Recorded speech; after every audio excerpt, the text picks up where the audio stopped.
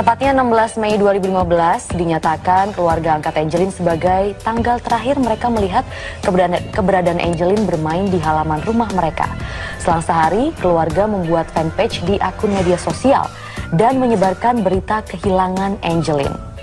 Polisi kemudian melakukan pencarian dan memeriksa sejumlah saksi termasuk orang tua kandung Angelin. Sekitar 3 minggu kemudian, 2 orang menteri yang datang dalam 2 hari berturut-turut ditolak masuk ke dalam rumah orang tua angkat Angelin di Denpasar Timur, Bali. Namun pencarian Angelin terus dilakukan pihak sekolah dan relawan dengan menyebar ribuan pamflet. 10 Juni 2015, sekitar pukul 11 siang waktu Indonesia Tengah, polisi menemukan jasad Angelin terkubur di dekat kandang ayam di halaman rumah orang tua angkat Angelin karena curiga ada gundukan tertutup sampah saat memeriksa rumah tersebut.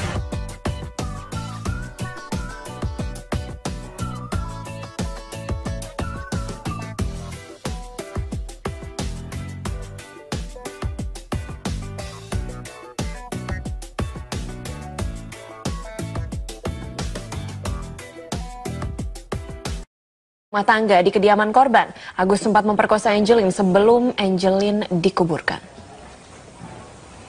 Agus ditetapkan sebagai tersangka pembunuhan terhadap Angelin setelah polisi memeriksa bersamaan dengan 7 orang saksi. Menurut polisi, Agus telah melakukan kekerasan terhadap Angelin sekaligus mengakui pelaku kekerasan seksual terhadap Angelin. Angelin mengalami kekerasan seksual seminggu sebelum Angelin terbunuh. Agus juga sempat memperkosa Angelin sebelum jasad Angelin dikuburkan. Agus dikenakan pasal pembunuhan setelah mengaku membenturkan kepala Angelin ke lantai. Selain memeriksa Agus, Polresta Denpasar juga memeriksa ibu angkat korban, yakni Margareta, 2 kakak angkatnya, dan 2 penghuni kos.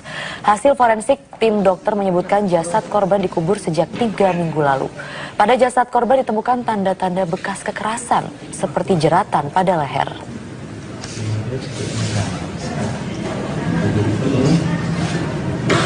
Ibu kandung Angelin, Hamidah, mengalami syok berat setelah mengetahui anaknya Angelin ditemukan terbunuh di kebun rumah kediaman korban Jalan Sedap Malam, Denpasar Timur.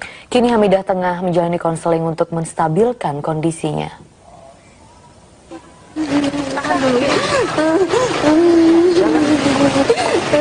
Hamidah harus jalan dipopong oleh tim Pusat Pelayanan Terpadu Pemberdayaan Perempuan dan Anak Kota Denpasar untuk diberikan konseling dan pendampingan karena mengalami syok berat. Hamidah terus menangis dan sempat pingsan beberapa kali setibanya di Rumah Sakit Sanglah untuk melihat jenazah Angelin. Anggota tim P2TP2A, Siti Sapurah, membenarkan bahwa Angelin menjadi korban kekerasan seksual sebelum dibunuh. Angelin menjadi korban kekerasan seksual seminggu sebelum ajal menjemput bocah berusia 8 tahun tersebut. Namun ibu angkat Angelin masih berkilah terlibat pembunuhan Angelin.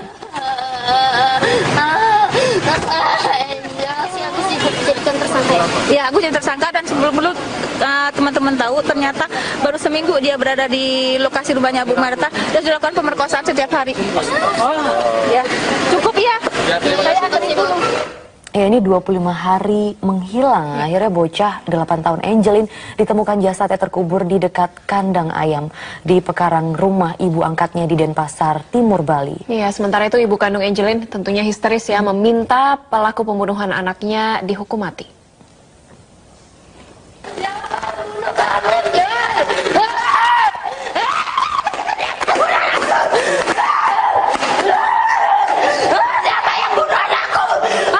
Hamidah berteriak histeris menuntut pelaku pembunuh anaknya Angelin dihukum mati.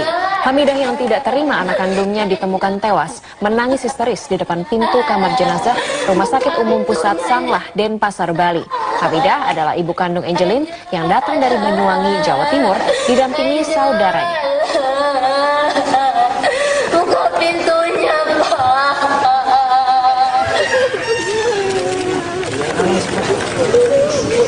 Sebelumnya tangis histeris para guru sekolah Angelin terdengar di pelataran rumah Angelin pasca aparat membawa jenazah Angelin keluar dari rumah orang tua angkatnya itu. Mereka tidak menyangka nasib tragis berujung maut menimpa Angelin. Setelah 25 hari dikabarkan hilang, aparat menemukan titik terang setelah mencurigai gundukan tanah yang tidak beraturan dan tertutup sampah. ketika mengecek rumah Angelin di Jalan Sedap Malam nomor 26 Kesiman, Denpasar Timur.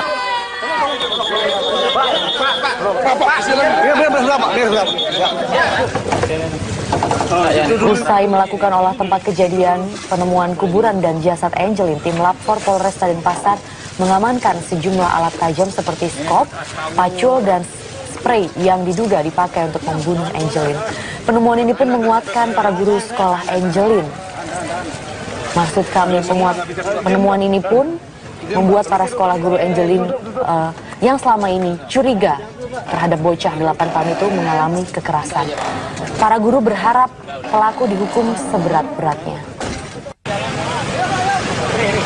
Memang benar begitu ya, dihukum seberat-beratnya, bila perlu hukuman mati lah. Karena keterangannya di media, di TV One itu bertentangan sekali dengan kenyataan. Artinya memang benar si Angelin selama ini mengalami siksaan gitu Pak? Itu sudah prediksi kami, dari kami melihat daripada keadaan fisiknya itu, dan kami mengoreksi dari pembicaraannya dia. Saat ini Angelin sudah ya, pada saat itu kan kami hanya menduga begitu saja, tetapi tidak berani menuduhkan begitu karena bukti belum kita terima, belum ada begitu, tidak berani.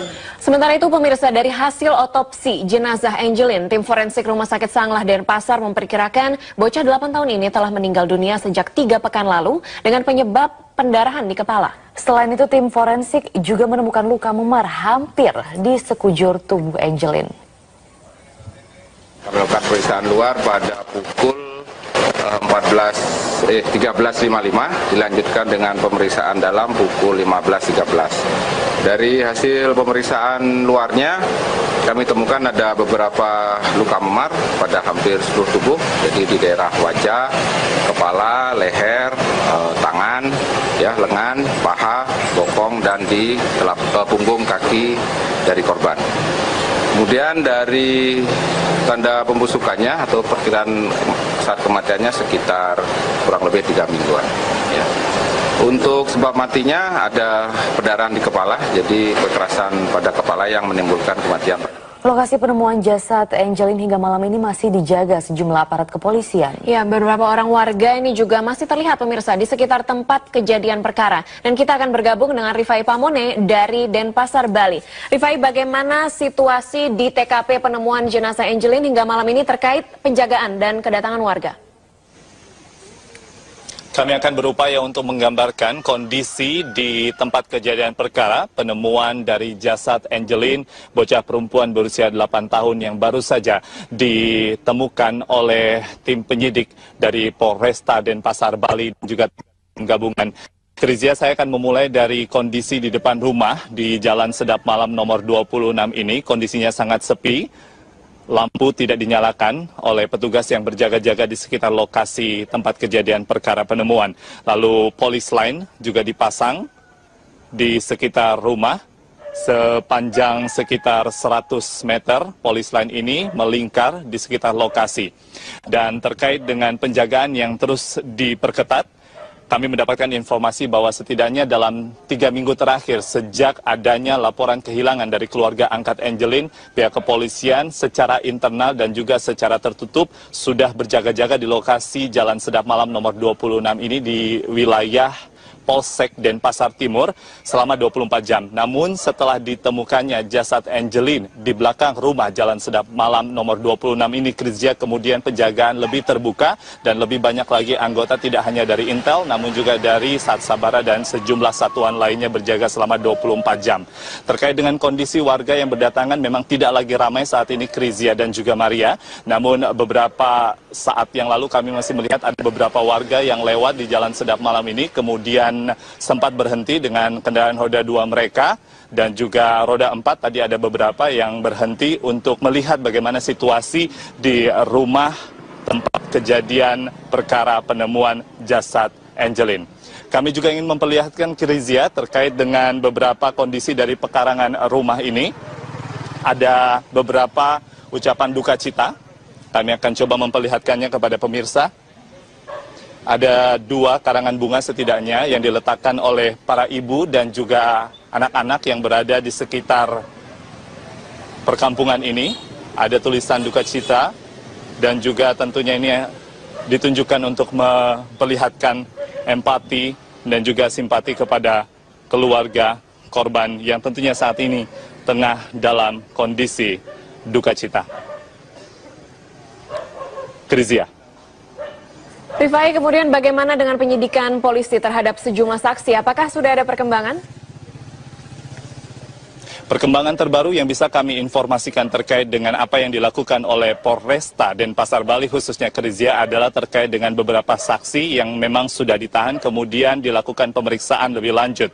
Dari beberapa saksi yang seperti sudah diketahui diantaranya ada penjaga rumah dan juga kemudian beberapa anggota dari keluarga angkat Angeline, diantaranya adalah ibu angkat Margaret dan juga kakak angkatnya Yvonne yang sempat interogasi di Polda Jati maupun di Polresta Denpasar Bali hingga pukul 20 lebih 30 menit waktu Indonesia bagian tengah.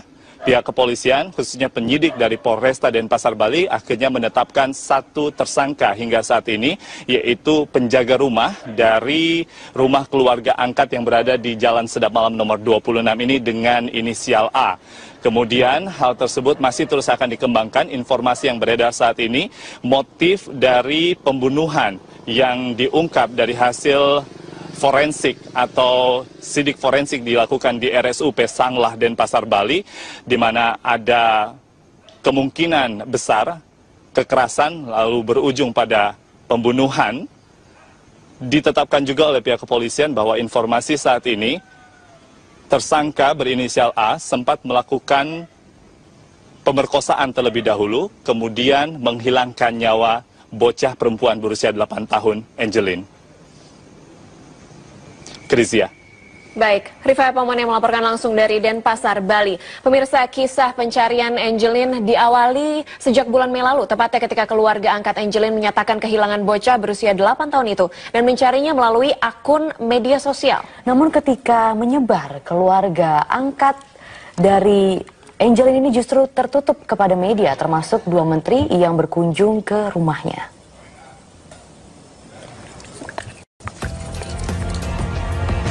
Tepatnya 16 Mei 2015 dinyatakan keluarga angkat Angeline sebagai tanggal terakhir mereka melihat keberadaan Angeline bermain di halaman rumah mereka.